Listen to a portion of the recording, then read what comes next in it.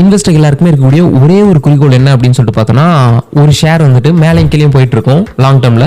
அப்போ பார்த்தீங்கன்னா இருக்கிறதுலே லோயஸ்ட் ப்ரைஸ் வந்து அதனோட ஷேர் வந்து வாங்கிடணும் அப்படின்னு சொல்லிட்டு ஒரு ஆசை இருக்கும்.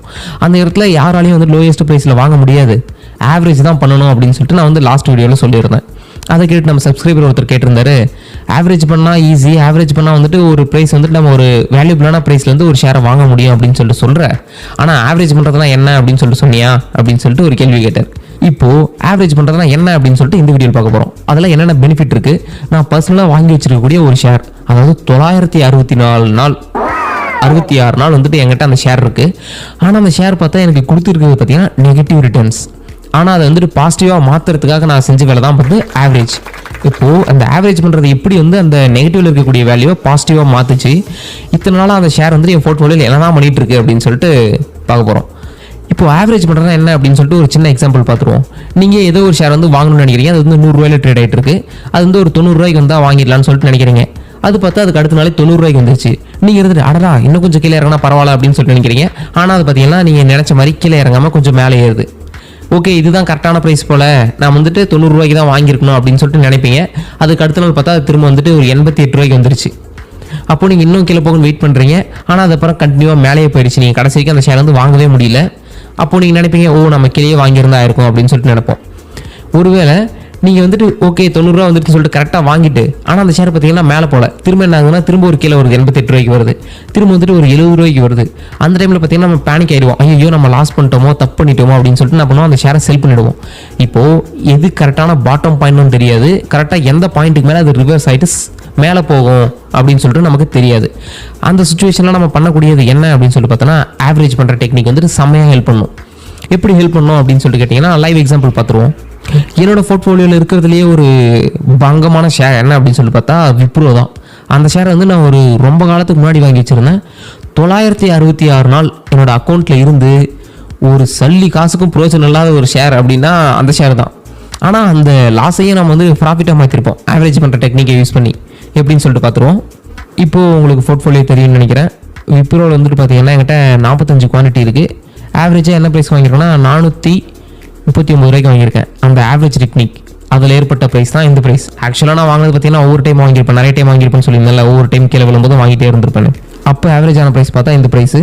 இப்போ என்ன ப்ரைஸில் இருக்குன்னா 533 ரூபாயில் இருக்குது. ஆனால் என்னடா ப்ராஃபிட்டில் தானே இருக்க, 21% ப்ராஃபிட்டில் இருக்க அப்படின்னு சொல்லிட்டு நினைப்போம். ஆனால் இங்கே அதுதான் ட்விஸ்டே.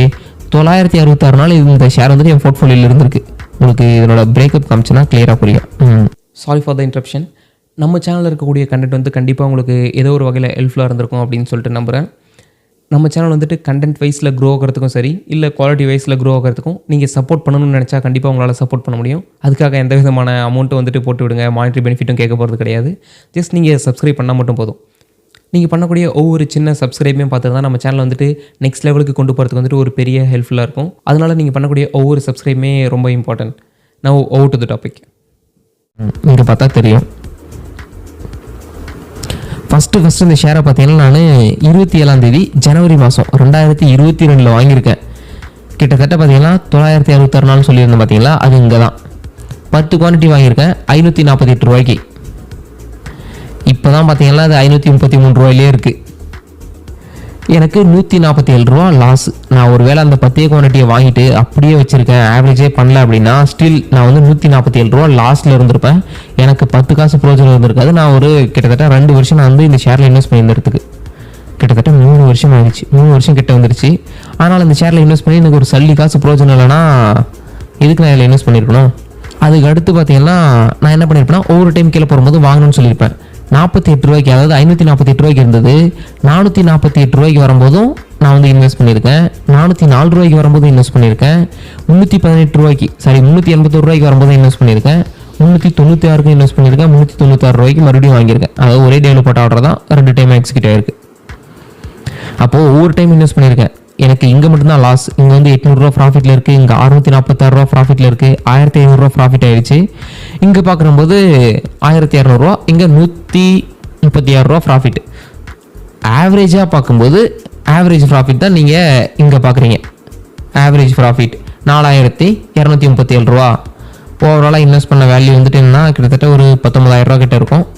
அதுக்கு ஒரு 4000 ரூபா சேர்த்து பார்த்தீங்கன்னா 24,000 ரூபா ஓவரால் வேல்யூவில் இருக்குது. இதுக்கு பேர் தான் ஆவரேஜ் பண்ணுறது. எப்போல்லாம் அந்த ஷேர் நீங்கள் வாங்கின ப்ரைஸை விட கீழே போகுதோ அப்போல்லாம் நீங்கள் கண்டினியூவாக வாங்கிட்டே இருக்கீங்க அப்படின்னா ஆவரேஜாக நீங்கள் வாங்கின ப்ரைஸ், அதாவது 548 ரூபாயிலிருந்து அதனோட ஆவரேஜ் ப்ரைஸ் பார்த்தீங்கன்னா 439 ரூபாயாக குறைச்சிருக்கேன். நான் ஃபஸ்ட் டைம் வாங்கினது என்ன 548 ரூபா, அப்போ நான் வாங்கின ப்ரைஸ் வந்து 548 ரூபான்னு இருக்க வேண்டியது.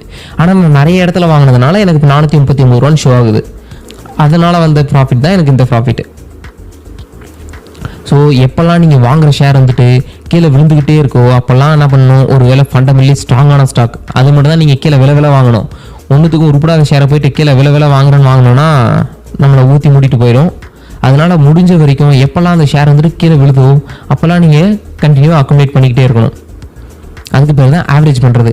அதுக்கு பெரிய டெக்னாலஜியால் நீங்கள் நார்மலாக எப்படி ஒரு ஷேரை வாங்குவீங்களோ அதே மாதிரி நீங்கள் வாங்கணும். போயிட்டு ஆவரேஜ் பண்ணுறதுன்னு என்ன தனியாக ஒரு ஆப்ஷன் இருக்கும், அந்த ஆப்ஷனை கிளிக் பண்ணணும் அப்படின்னு சொல்லலாம் கிடையாது. நீங்கள் நார்மலாக எப்படி ஒரு ஷேரை வாங்குவீங்க, 548 ரூபாய்க்கு நான் போயிட்டு ஒரு 10 ஷேரை வாங்கினேன். அப்போது எனக்கு அதே மாதிரி தான் ஆர்டர் எக்ஸிக்யூட் பண்ணேன். லாங் டேர்மில் வாங்கினேன், எனக்கு ஷேர் வந்து கிரெடிட் ஆயிடுச்சு 10 ஷேர். அதுக்கப்புறம் பார்த்தா 448 ரூபா போயிடுச்சு, புதுசுக்கு 100 ரூபா குறைஞ்சிருச்சு. அப்பயும் ஒரு 10 ஷேரை வாங்கி போட்டேன். அப்புறம் 40 ரூபா குறைஞ்சி எனக்கு 404 ரூபா இருந்துச்சு. அப்போ ஒரு 5 ஷேரை வாங்கியிருக்கேன், 381 ரூபா போயிருக்கு. அப்பயும் தளராமல் ஒரு 10 ஷேர் வாங்கினேன். இதே மாதிரி எப்பெல்லாம் கீழே விழுதோ அப்போ நார்மலாக நீங்கள் பை பண்ணுற மாதிரியே வாங்கிட்டே இருக்கணும். இதுக்கு பேர் தான் ஆவரேஜ் பண்ணுறது. இந்த வீடியோவில் மோஸ்ட்லி உங்களுக்கு எப்படி ஆவரேஜ் பண்ணணும் அப்படின்னு சொல்லிட்டு புரிஞ்சிருக்கும்னு நினைக்கிறேன். இந்த வீடியோ பிடிச்சிருந்தா லைக் பண்ணுங்கள். இந்த வீடியோ யாருக்கு யூஸ்ஃபுல்லாக இருக்குன்னு நினைக்கிறீங்களோ அவங்களுக்கு ஷேர் பண்ணுங்கள். இது வரைக்கும் நம்ம சேனலை சப்ஸ்கிரைப் பண்ணாமல் இருக்கீங்க அப்படின்னா மறக்காமல் சப்ஸ்கிரைப் பண்ணி நம்ம சேனலை சப்போர்ட் பண்ணுங்கள். தேங்க்யூ ஃபார் வாட்சிங்.